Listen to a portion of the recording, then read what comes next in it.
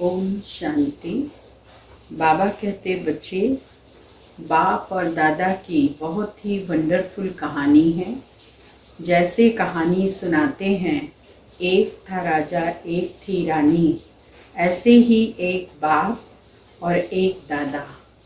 बाप जब इस सृष्टि पर आते हैं तो नई दुनिया की स्थापना करते हैं, गोल्डन एज की। किसके द्वारा करते हैं? दादा के द्वारा। अगर दादा न हो तो बाप भी कुछ नहीं कर सकता। तो इसीलिए दोनों की कहानी बहुत वंडरफुल है। 9 तारीख की वाणी है। मीठे बच्चे, बाप और दादा की भी वंडरफुल कहानी है।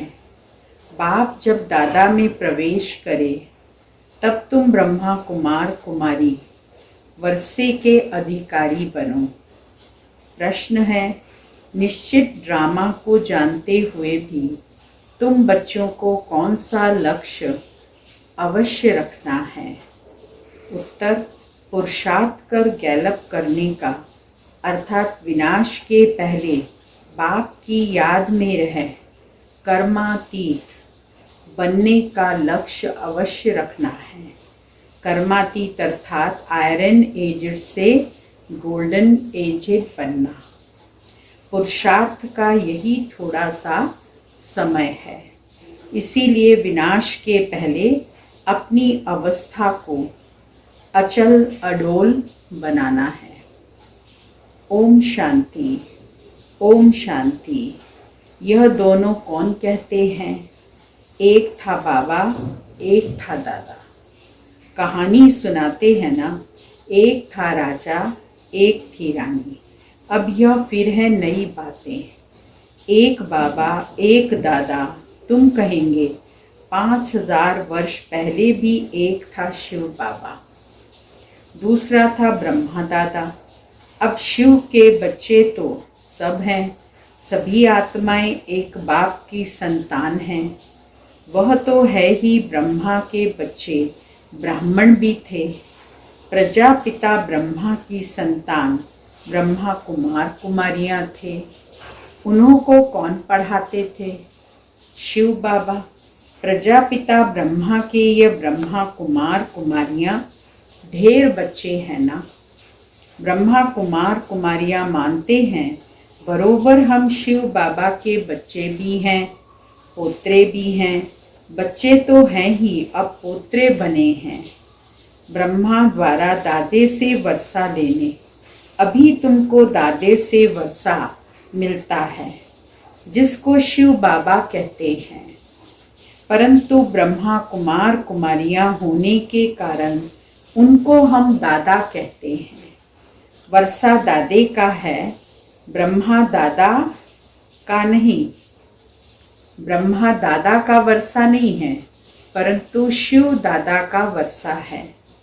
बैकुंठवासी बनने का वर्षा उस बाप से मिलता है। आधा कल्प वर्षा पाते हो, फिर तुमको श्राप मिलता है। रावण से नीचे उतरते आते हो, जैसे कि ग्रहचारी बैठती है नीचे उतरने की। अभी तुम बच्चे समझते हो हमारी ग्रहचारी राहु की दशा पूरी हुई। राहु की दशा है सबसे बुरी। ऊंचते ऊंच बृहस्पति की दशा, फिर राहु की दशा बैठी तो 5 विकारों के कारण हम काले हो गए। अब फिर बाप कहते हैं, दे दान तो छूटे ग्रहण। है तुम्हारी बात। उन्होंने फिर सूर्य चंद्रमा का ग्रहण समझ लिया है। जब ग्रहण लगता है तो दान मांगते हैं। यहाँ बाप तुमको कहते हैं 5 विकारों का दान दो तो ग्रहचारी उतर जाएगी। ग्रहण के समय दान पुण्य ज़्यादा किया जाता है। दान मांगने वाले भी बहुत आते हैं। तो ग्रहचारी को उतारने का सबसे अच्छा तरीका सबने बताया, भक्ति मार्ग से चला आया कि दान पुण्य करो, अनाज का दान करो, कपड़े का दान करो, और भी किसी चीज़ का दान करना चाहते हो तो वो भी कर सकते हो। बाबा, परंतु बाबा हमको क्या कहते हैं कि बच्चे तुम 5 विकारों का दान दो तो ग्रहचारी उतर जाएगी। इन विकारों से ही तुम पापात्मा बने हो। मुख्य है देह अभिमान। पहले ऐसे सतो प्रधान थे, फिर सतो रजो तमो बने हैं, 84 जन्म लिए हैं। यह तो पक्का निश्चय है, बरोबर देवताएं ही 84 जन्म लेते हैं। पहले उन्हों को ही मिलना चाहिए बाप से। गाया भी जाता है, आत्माएं परमात्मा अलग रहे। बाप कहते हैं पहले पहले तुमको सतयुग में भेजा था, फिर अभी तुम ही आकर मिले हो। आगे तो सिर्फ गाते थे, उनका यथार्थ अर्थ अभी बाप बैठ समझाते हैं। सभी वेद शास्त्र जप तप स्लोगन आदि जो भी हैं, सबका सार बाप बैठ समझाते हैं। चक्र तो बिल्कुल सहज है, अभी कलयुग और सतयुग का संगम है। लड़ाई भी सामने खड़ी है, यह भी तुमको निश्चय है, सतयुग की स्थापना होती है। कलयुग में जितने भी हैं, उन सबके शरीर खलास हो जाएंगे। बाकी आत्माएं पवित्र बन हिसाब किताब चुकतू कर जाएंगी। यह सबके कयामत का समय है। आत्माएं शरीर छोड़ चली जाएंगी। यह तुम्हारी बुद्धि में अभी है। जब तक हम कर्मातीत अवस्था को पाएं, तब तक संगम पर खड़े हैं। एक तरफ है करोड़ों मनुष्य, दूसरी तरफ हो सिर्फ तुम थोड़े से। तुम्हारे में भी कितने हैं जो निश्चय बुद्धि होते जाते हैं। निश्चय बुद्धि विजंती, फिर जाकर विष्णु के गले के माला बनेंगे। एक है रुद्राक्ष की माला, दूसरी है रुंड माला। उस रुंड माला में छोटी छोटी शक्ल होती है। एक है रुद्राक्ष की माला, दूसरी है रुंड माला। रुंड माला में छोटी छोटी शक्लें बनी होती हैं। यह निशानी है, हम आत्माएं ही आकर फिर बाप के गले की माला के दाने बनेंगे और यहाँ आएंगे नंबरवार। माला 8 की भी है, 108 की भी है, 16,108 की भी है। अब 16,000 है या 5-10 हजार है, उनका कोई हिसाब नहीं निकाला जाता। यह मालाएं गाई जाती हैं। बाबा कहते हैं यह सब तुम क्यों विचार करते हो। बाबा कहते इस पर ऐसा क्यों सोचते हो। जितने भी राजाएं कल्प पहले सतयुग त्रेता में बने थे, उतने ही बनेंगे। 100 बने या 200-300 बने, यह पूछना नहीं है। बाबा कहते हैं तुम जितना नजदीक आते जाएंगे तो यह सब समझ जाएंगे। आज हम यहाँ हैं, कल विनाश होगा, फिर सतयुग में थोड़े से देवी देवता होंगे, बाद में वृद्धि को पाते हैं। सतयुग के आसार भी दिखाई पड़ते हैं। बाकी लाखों जाकर कहेंगे, फिर लाख रहें व 9-10 लाख रहें, एक्यूरेट नहीं कह सकते। हाँ, तुम जब एक्यूरेट संपूर्ण बनने के लायक बनेंगे, तब तुमको और जास्ती साक्षात्कार हो जाएगा। अभी तो बहुत कुछ समझने का समय पड़ा है। बहुत साक्षात्कार करते रहेंगे। लड़ाई की तैयारियां भी बहुत होती रहती हैं। सब चीज़ें महंगी होती जाएंगी। लड़ाइयाँ भी लगेंगी, नेचुरल क्लैमिटीज़ भी आएंगी और चीज़ें भी सब महंगी होती जाएंगी। विलायत में भी अब खूब टैक्स आदि लगते रहेंगे। बहुत बहुत महंगाई होकर फिर एकदम सस्ताई हो जाएगी। सतयुग में कोई चीज़ पर खर्चा नहीं होगा। सब खानियाँ आदि भरपूर हो जाएंगी। नई दुनिया में वैभव बहुत होते हैं। लक्ष्मी नारायण के पास बहुत वैभव थे ना। श्रीनाथ द्वारे में मूर्तियों के आगे भी कितने वैभवों का भोग लगाते हैं। 36 प्रकार 56 प्रकार के भोग लगाते हैं। वहाँ बहुत माल बनाते हैं और खाते रहते हैं। कहेंगे हम देवताओं को भोग चढ़ाते हैं, शुद्ध घी में बनाते हैं, केसर बादाम पिस्ते का भोग बनता है। तो बाबा कहते भोग तो चढ़ाते हैं मूर्तियों को और खाते रहते हैं। कहेंगे देवताओं को भोग नहीं लगाएंगे तो वो नाराज हो जाएंगे। अब इसमें नाराज होने की तो बात ही नहीं। तुम कोई पर नाराज नहीं होते हो। जानते हो ड्रामा अनुसार यह विनाश होना ही है। कलयुग के कलयुग से बदलकर सतयुग होगा। हम ड्रामा को समझते हैं कि ड्रामा अनुसार अभी नया चक्र शुरू होना है। तुम भी ड्रामा के वश हो। ड्रामा अनुसार बाप भी आया हुआ है। ड्रामा में 1 मिनट भी नीचे ऊपर नहीं हो सकता है। जैसे बाबा आया तुमने देखा, कल्प बाद भी हूबहू ऐसा होगा। शास्त्रों में तो कल्प की आयु लंबी लिखती है। अभी तुम बच्चों की बुद्धि में है, बरोबर विनाश सामने खड़ा है। अभी तुम गैलप कर रहे हो। जानते हो बाप को याद कर हमको कर्मातीत अवस्था को जरूर पाना है, अर्थात आयरन एज से गोल्डन एजेड बनना है।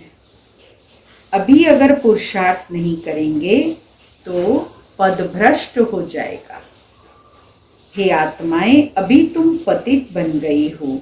यह भी जानते हो बहुत किस्म के आएंगे जो और धर्म में बदली हो गए हैं। वह निकल कर आते रहेंगे, आकर अपना पुरुषार्थ करते रहेंगे।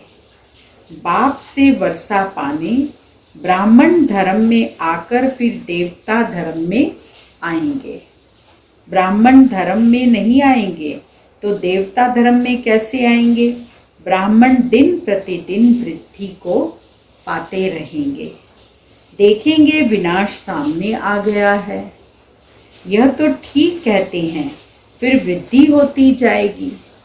ब्राह्मणों का झाड़ वृद्धि को पाकर फुल हो जाएगा, फिर वापस जाएंगे। देवताओं का झाड़ बढ़ेगा। अभी तुम संगम पर राजयोग सीख रहे हो। इस संगम को कल्याणकारी युग कहा जाता है। संगम का ही गायन है। गंगा सागर का मेला दिखाते हैं ना, वह सब है भक्ति मार्ग का। यह है ज्ञान सागर और ज्ञान सागर से निकली हुई ज्ञान गंगाएं। ज्ञान सागर से पतित पावन अक्षर लगता है। वह समझते हैं पतित पावनी गंगा है और फिर गंगा में स्नान करते ही आते हैं। यह नदियां तो सतयुग से लेकर चलती आती हैं। आजकल तो नदियां भी कहाँ कहाँ डुबो देती हैं। प्रकृति भी तमो प्रधान, सागर भी तमो प्रधान हो पड़ा है। सागर थोड़ी सी उछल खाएगा तो सब कुछ खलास कर देगा। सागर थोड़ा भी ज्यादा उछलेगा तो सब तटीय जितने भी शहर होंगे सब खत्म हो जाएंगे। सतयुग में सिर्फ हम थोड़े ही भारत में रहते हैं। यमुना के कंठे पर दिल्ली परिस्तान थी, फिर बननी है। सतयुग में थोड़े ही जीवात्माएं रहती हैं, फिर धीरे धीरे आते जाते हैं। अभी है कलयुग का अंत। कितने ढेर मनुष्य हो गए हैं। बेहद का नाटक है जिसको अच्छी रीति समझना है।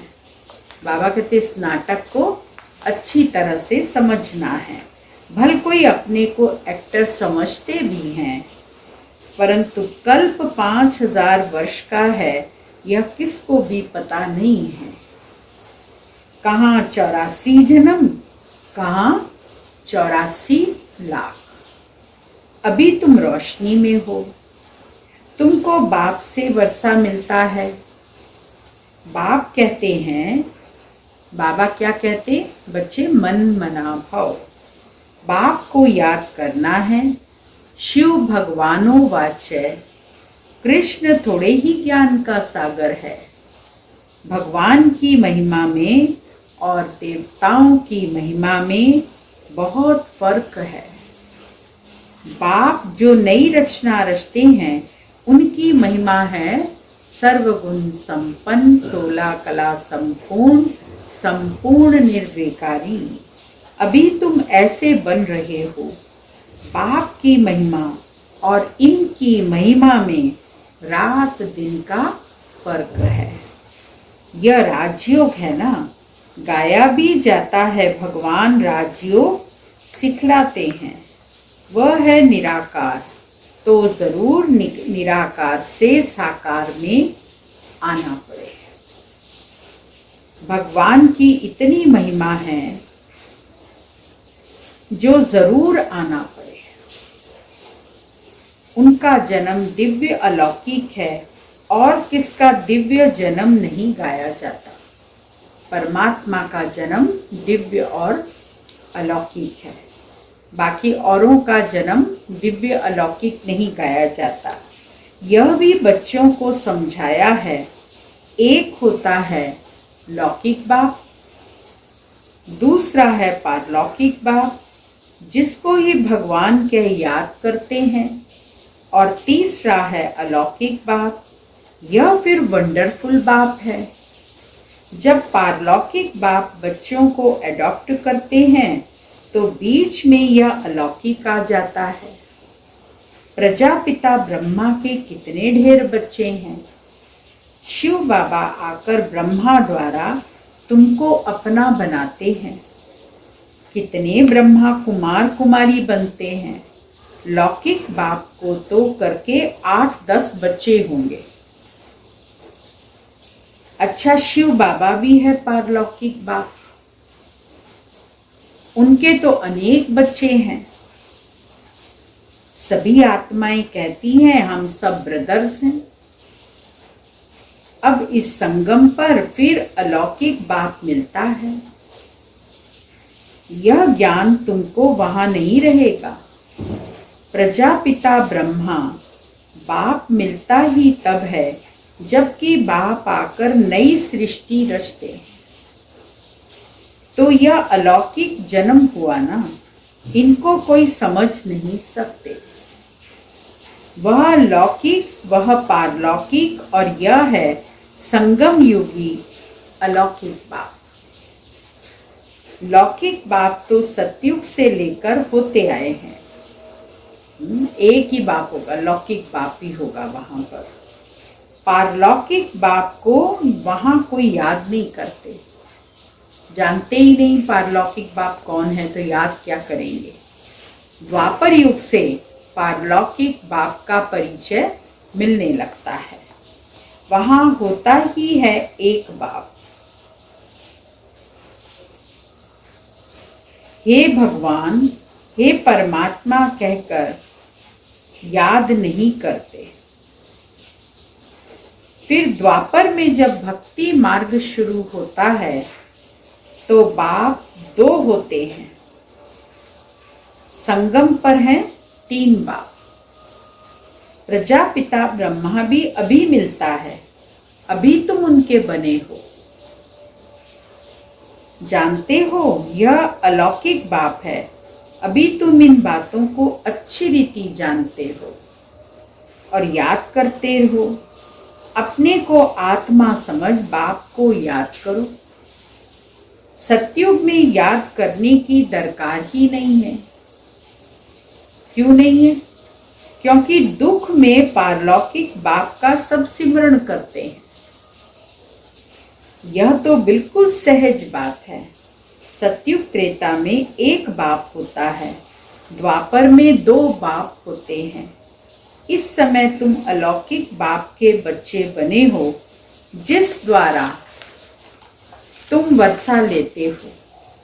तुम बच्चे ही ब्राह्मण बनते हो, जो फिर देवता बनेंगे। विनाश भी तुम्हारे को ही देखना है, जो तुम इन आंखों से देखेंगे। बॉम्ब्स छोड़ेंगे, मनुष्य तो मरेंगे ना। जापान में भी बॉम्ब्स छोड़ा, देखा ना कैसे मनुष्य मरे। अब यहाँ लड़ाइयाँ लगती रहती हैं। खुद भी कहते हैं हम तंग होते जाते हैं। 10-10 वर्ष तक भी लड़ाई चलती रहती है। बॉम्ब्स में तो चपटी में सब खलास हो जाएगा, सेकंड के अंदर। एक चुटकी बजाई और बॉम्ब पड़ा और सब खत्म। चिंगारी लगती है तो शहर नष्ट हो जाते हैं। जंगल के जंगल जल रहे हैं, कितनी आग लगी हुई है, कोई बुझा ही नहीं पा रहा है उन आगों को। यह तो बॉम्ब्स हैं, आग भी लगनी है। बॉम्ब से शहर के शहर नष्ट हो जाते हैं और आग भी लगनी है। तुम बच्चे जानते हो बाप आए ही हैं स्थापना और विनाश कराने, तो जरूर यह सब होगा। पुरुषार्थ करने का अभी समय है। माया घड़ी घड़ी तुम्हारा बुद्धि योग तोड़ देती है। अर्जुन तुम अडोल स्थिर कहाँ बने हो? कहते हैं बाबा माया के तूफान बहुत आते हैं। कोई तो सारे दिन में घंटा आधा भी याद नहीं करते हैं। बाप कहते हैं तुम कर्म योगी हो, 8 घंटा तो यह सेवा करेंगे। 8 घंटा याद कर सको इतना पुरुषार्थ करना है। याद करते रहने से भी कर्म विनाश होते जाएंगे। इसको ही योग अग्नि कहा जाता है। यह है मेहनत। ग्रस्त व्यवहार में रहते हुए सिर्फ याद करना है। यह भी बाबा बतलाते हैं कि जिन्होंने ग्रस्त छोड़ा है, बच्चे बने हैं, वह भी इतना याद नहीं करते हैं। घर में रहने वाले और ही जास्ती याद करते हैं।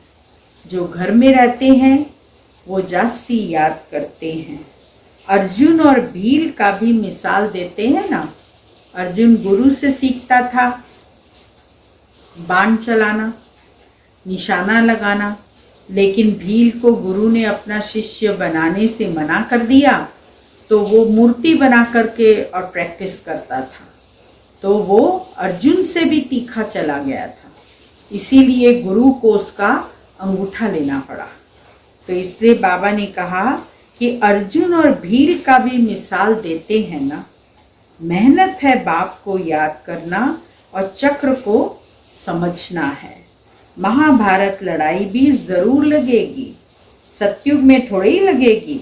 तो तुम बच्चों को अंधों की लाठी भी बनना है। सबको रास्ता बताना है कि बाप को याद करो, चक्र को याद करो, सुदर्शन चक्रधारी बनो। अच्छा मीठे मीठे सिकिलदे बच्चों प्रति माता पिता बाप दादा का याद प्यार और गुड मॉर्निंग। रूहानी बाप की रूहानी बच्चों को नमस्ते और रूहानी बच्चों की रूहानी बाबा को याद प्यार गुड मॉर्निंग नमस्ते। मुख्य सार है पहला पॉइंट, कम से कम 8 घंटा याद में रहने का पुरुषार्थ करना है। अपनी अवस्था अचल अडोल रखने के लिए याद का अभ्यास बढ़ाना है। गफलत नहीं करनी है। यह दूसरा पॉइंट है। यह ड्रामा बिल्कुल एक्यूरेट बना हुआ है, इसीलिए किसी पर भी नाराज नहीं होना है। निश्चय बुद्धि बनना है। वरदान है दिल में सदा एक राम को बसाकर सच्ची सेवा करने वाले माया जीत विजयी भव। हनुमान की विशेषता दिखाते हैं कि वह सदा सेवाधारी महावीर था। महावीर माना माया पर विजय प्राप्त करने वाला। वो माया पर विजय प्राप्त करने वाला था, इसीलिए खुद नहीं जला। माया पर विजय प्राप्त की हुई थी, इसीलिए वो खुद नहीं जला, पूंछ द्वारा लंका जला दी। तो यहाँ भी जो सच्चा सेवाधारी है वही माया के अधिकार को खत्म कर सकते हैं। जो सेवाधारी नहीं वह माया के राज्य को जला नहीं सकते। हनुमान के दिल में सदा एक राम बसता था, तो बाप के सिवाय और कोई दिल में न हो, अपने देह की स्मृति भी न हो, तब माया जीत विजयी बनेंगे। स्लोगन है, जैसे आत्मा और शरीर कंबाइंड है, ऐसे आप बाप के साथ कंबाइंड रहो। ओम शांति।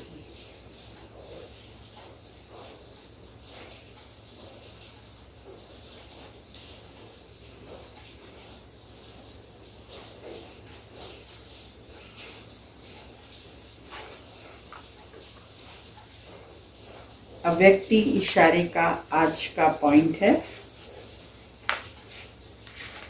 पहले अपनी देह के लगाव को खत्म करो तो संबंध और पदार्थ से लगाव आपे ही खत्म हो जाएगा। फरिश्ता बनने के लिए पहले यह अभ्यास करो कि यह देह सेवा अर्थ है, अमानत है, मैं ट्रस्टी हूँ। फिर देखो फरिश्ता बनना कितना सहज लगता है।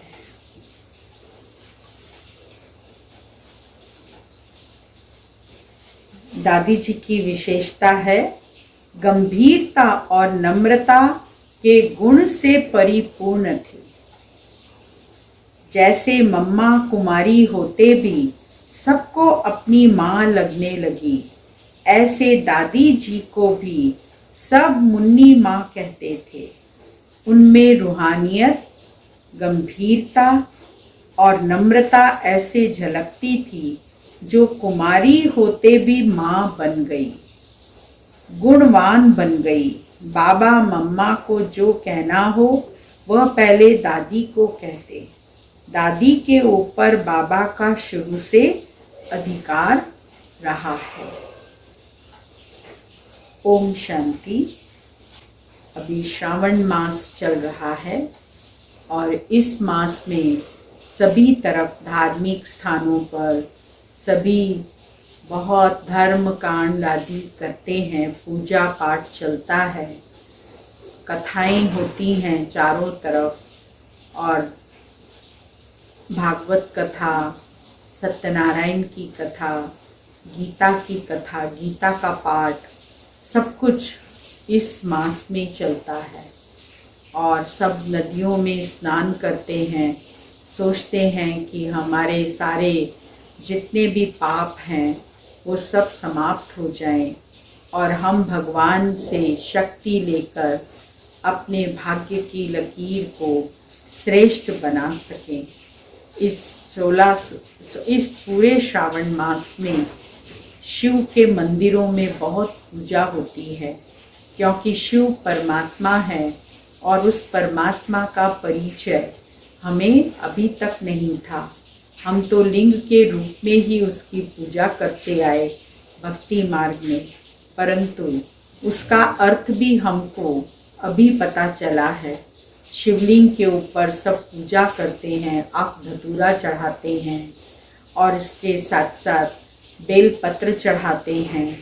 तो अक धतूरा जो है वो कड़वे होते हैं, जहर होते हैं। तो जो अपना मनुष्यों का जहर है वो सब परमात्मा शिव के ऊपर डाल देते हैं और डालने के बाद सतो प्रधान बनने के लिए दुआएं मांगते हैं कि हमें सुख दो, शांति दो, आनंद दो, प्रेम दो। और इसमें उपवास भी रखते हैं। उपवास हमें रखना है विकारों से, बुराइयों से। इस उपवास को रखने से हम अपने शरीर को कष्ट देते हैं, परंतु फिर भी उपवास रखना कोई बुरी बात नहीं है, क्योंकि अपने प्राकृतिक को, अपने शरीर की प्रकृति को ठीक रखने के लिए अगर हम कभी कभी उपवास भी करते हैं तो वो हमारे लिए लाभदायक है। परंतु हमें सच्चा सच्चा उपवास करना है। उस परमात्मा के पास वास करें और साथ में अपनी बुराइयों से उपवास करें। जितना हम बुराइयों को छोड़ेंगे, दिव्य गुणों को धारण करेंगे, उतना हम शांत और शीतल बनते जाएंगे। इसीलिए इस मास में जितना हो सके उतना तपस्या करने का लक्ष्य रखना है और हम पर्सनली अपनी तपस्या करते रहें। और परमात्मा ने जो हमसे 3 बातें चाही हैं, उन 3 बातों को हम ज़रूर करें। जो 3 बेलपत्री चढ़ती हैं उनके भी अर्थ हैं। पहला अर्थ तो ये है कि 3 बेलपत्री 3 देवताओं की सूचक है, ब्रह्मा, विष्णु और शंकर। जैसे कहते हैं ब्रह्मा देवताय नमः, विष्णु देवताय नमः, शंकर देवताय नमः और अंत में कहते हैं महादेव, देवी देवताओं परमात्माय नमः, अर्थात परमात्मा को नमस्कार करते हैं। माने ज्योति बिंदु परमात्मा इन तीनों देवताओं से भी महान है और ऊपर हैं और सर्व को कंट्रोल करने वाले हैं। तो इसीलिए 3 बेलपत्र का अर्थ ये भी है कि रात्रि को सोते समय हम परमात्मा को गुड नाइट करें, सुबह उठकर हम गुड मॉर्निंग करें और जब भी हम नाश्ता भोजन आदि करें तो परमात्मा की याद में करें, जिससे कि उस अन्न का जो रस है वो हमारे शरीर को स्वस्थ रखे। इतना भी लक्ष्य अगर हम रखेंगे और पूरा मास इस बात का अभ्यास करेंगे तो हमें बहुत ही शांति, आनंद, प्रेम, सुख की प्राप्ति होगी। ओम शांति।